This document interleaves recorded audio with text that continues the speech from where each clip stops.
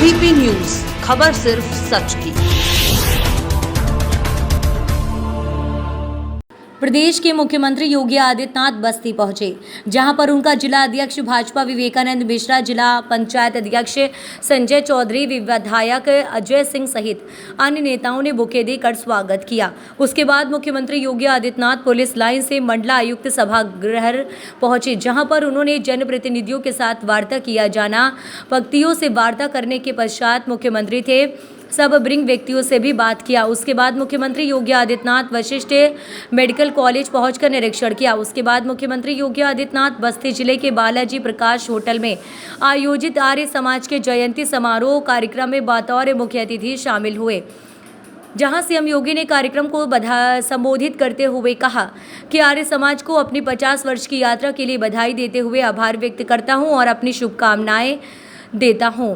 मुझे सबसे किसी एक कार्यक्रम पहली बार 1995 में आने का अवसर प्राप्त हुआ। ये आर्य समाज बस्ती ओम प्रकाश आर्य जी के कार्यक्रम में ही आने का अवसर प्राप्त हुआ। आगे उन्होंने क्या कहा, सुनिए।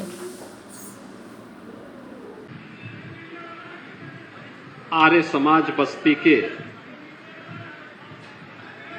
स्वर्ण जयंती कार्यक्रम के अवसर पर जिला आर्य उप प्रतिनिधि सभा बस्ती के प्रधान श्री ओम प्रकाश आर्य जी, महामंत्री दिल्ली आर्य प्रतिनिधि सभा श्री विनय आर्य जी, प्रदेश सरकार में मेरे सहयोगी मंत्री और बस्ती के प्रभारी मंत्री श्री राकेश सचान जी, विधान परिषद सदस्य श्री सुभाष यदुवंश जी, भारतीय जनता पार्टी के क्षेत्रीय अध्यक्ष श्री सहजानंद राय जी, कार्यक्रम के संयोजक वैदिक प्रवक्ता बाराबंकी से आचार्य सुरेश जोशी जी, आज के इस कार्यक्रम में उपस्थित आर्य समाज के सभी पदाधिकारीगण, जिला पंचायत के अध्यक्ष श्री संजय चौधरी जी, माननीय विधायक श्री अजय सिंह जी, भारतीय जनता पार्टी के जिला के अध्यक्ष विवेकानंद मिश्र जी और उपस्थित सभी भाइयों बहनों, आर्य समाज बस्ती को 50 वर्ष की अपनी एक शानदार यात्रा के लिए हृदय से बधाई देते हुए आप सबके प्रति मैं अपनी शुभकामनाएं देता हूं। मैं विशेष रूप से अभिनंदन करूंगा श्री ओम प्रकाश आर्य जी का और उनके परिवार के सभी सदस्यों का, उनके सभी सहयोगियों का, जो लगातार अपनी परंपरा के साथ जुड़ करके उनके पूर्वजों ने आर्य समाज बस्ती की स्थापना में योगदान दिया था और उन्होंने अपनी पैतृक परंपरा का निर्वहन करते हुए लगातार वे कार्यक्रम को आगे बढ़ाते रहे। और मुझे बस्ती में किसी एक कार्यक्रम में सबसे पहली बार 1995 में आने का अवसर में प्राप्त हुआ था, वही आर्य समाज बस्ती के कार्यक्रम में श्री ओम प्रकाश जी के ही कार्यक्रम में आने का अवसर प्राप्त हुआ था। आप अनुमान करिए 1995 संभवतः गोरखपुर से बाहर मेरा पहली बार जाना हो रहा था किसी सार्वजनिक कार्यक्रमों में, और उनमें से बस्ती का आर्य समाज का कार्यक्रम भी था।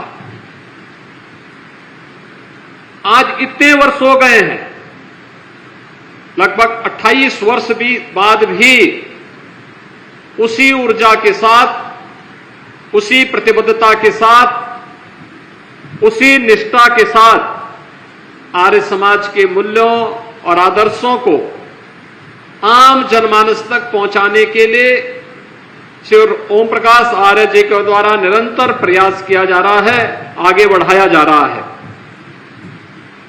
अपनी व्यक्तिगत पारिवारिक समस्याओं को दरकिनार करते हुए एक पिता के लिए सबसे कठिन समय होता है जब वह अपने कोई जवान पुत्र को खो दे, लेकिन उससे उभरते हुए महर्षि दयानंद सरस्वती के मार्गों का अनुसरण करते हुए उन्होंने आर्य समाज के लिए जो योगदान दिया है और जो योगदान कर रहे हैं वो अत्यंत अभिनंदनीय है और सराहनीय है।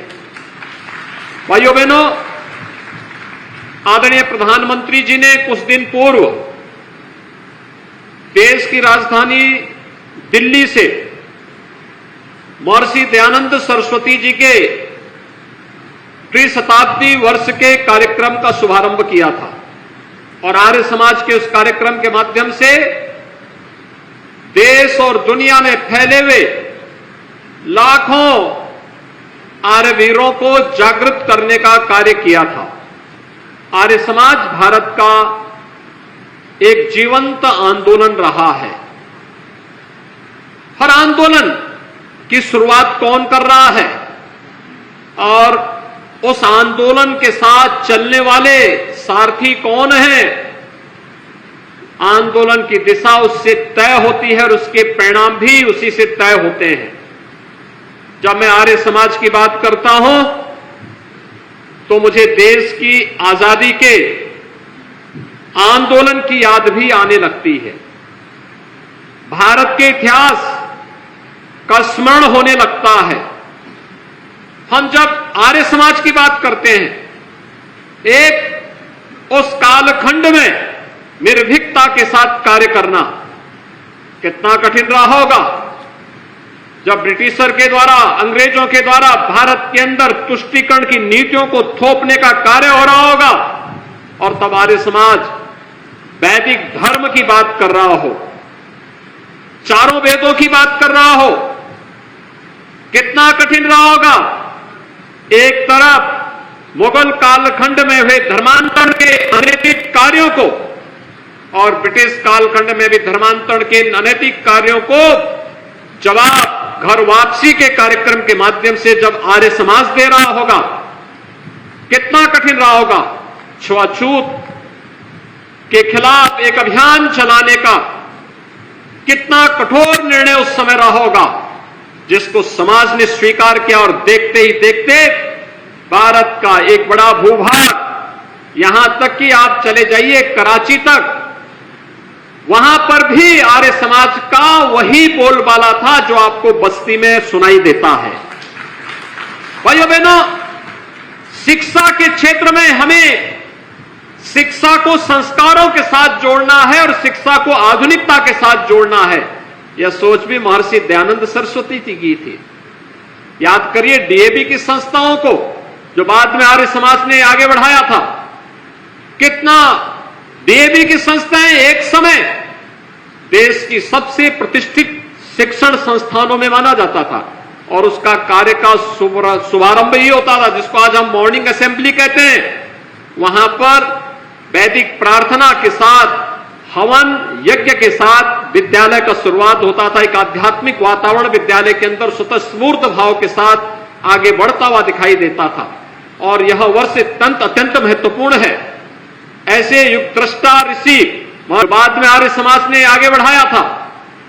कितना डीएवी की संस्थाएं एक समय देश की सबसे प्रतिष्ठित शिक्षण संस्थानों में माना जाता था और उसका कार्य का शुभारंभ ही होता था, जिसको आज हम मॉर्निंग असेंबली कहते हैं। वहां पर वैदिक प्रार्थना के साथ, हवन यज्ञ के साथ विद्यालय का शुरुआत होता था। एक आध्यात्मिक वातावरण विद्यालय के अंदर स्वतःस्फूर्त भाव के साथ आगे बढ़ता हुआ दिखाई देता था और यह वर्ष अत्यंत महत्वपूर्ण है। ऐसे युग दृष्टा ऋषि महर्षि दयानंद सरस्वती जी के 200वीं जयंती के कार्यक्रम के साथ पूरा भारत जुड़ रहा है, आर्य समाज के प्रणेता को नमन कर रहा है। तो दूसरी ओर आर्य समाज की स्थापना का भी अगले वर्ष से 150वां वर्ष प्रारंभ होने जा रहा है। 150 वर्षों की इस यात्रा में हमने क्या पाया को क्या खोया।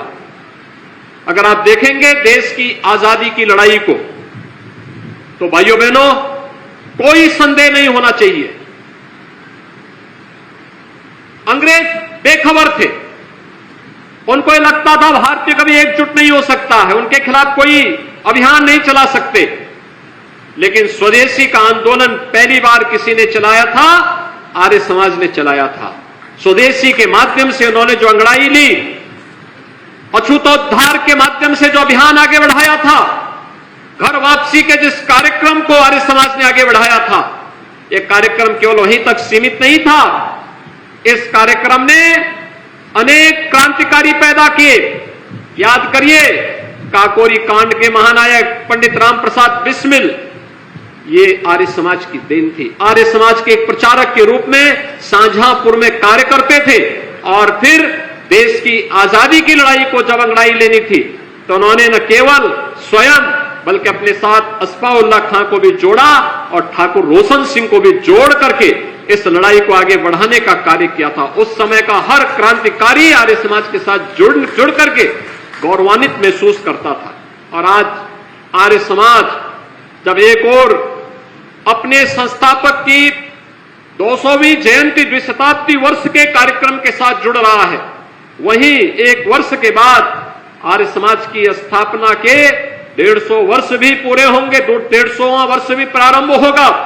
उन स्थितियों में हम सबके सामने बहुत सारे मुद्दे होंगे जिन पर शोध करने की, जिसको वर्तमान पीढ़ी को बताए जाने की और समाज की जुड़ी हुई उन तमाम समस्याओं के समाधान का रास्ता भी उस शोध के माध्यम से, उस अध्ययन के माध्यम से अब सब हम सबके सामने अपने आप ही आती हुई दिखाई देंगी।